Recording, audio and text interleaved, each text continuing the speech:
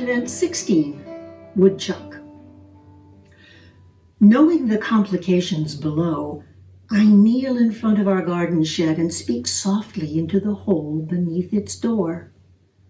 Sleep well, Chuck. The hole plunges deeper than the frost line, then levels into a tunnel, maybe as long as a 3-story building is tall. At its end, he's tucked, head between his hind paws, in a room padded with grass and leaves. He might hear me, his ears are that sharp, if he's awake. Certainly not if he's asleep. Even if a predator could navigate that long tunnel and nab the sleeping woodchuck and shake him, drop him, bite him, the sleeper would sleep on, limp and insensible.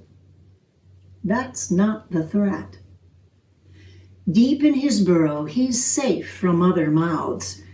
It's his own hunger he has to escape. Winter has wiped bare his vegetarian table. He would starve if he stayed awake.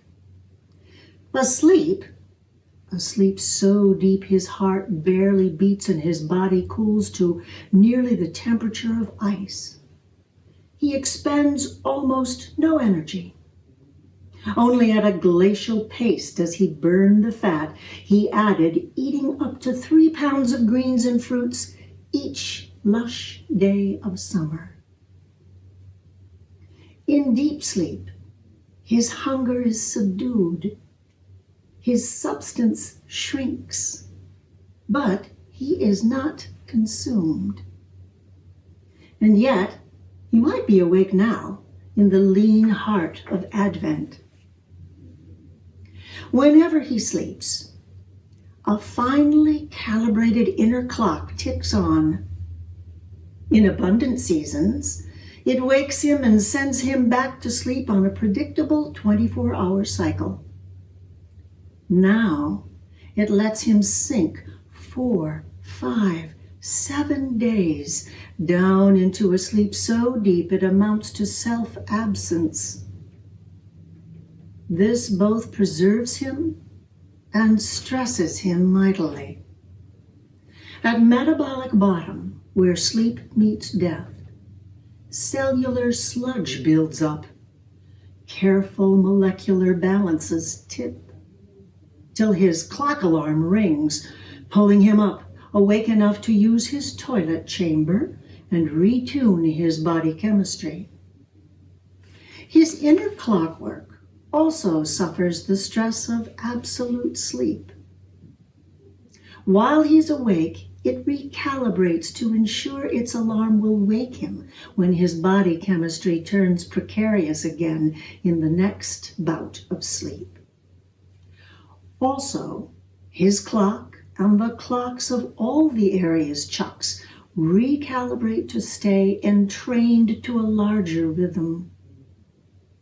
No matter how long or short their individual cycles of wakefulness and sleep, the whole community is synchronized to a cycle of the earth itself and readied for a small window of opportunity.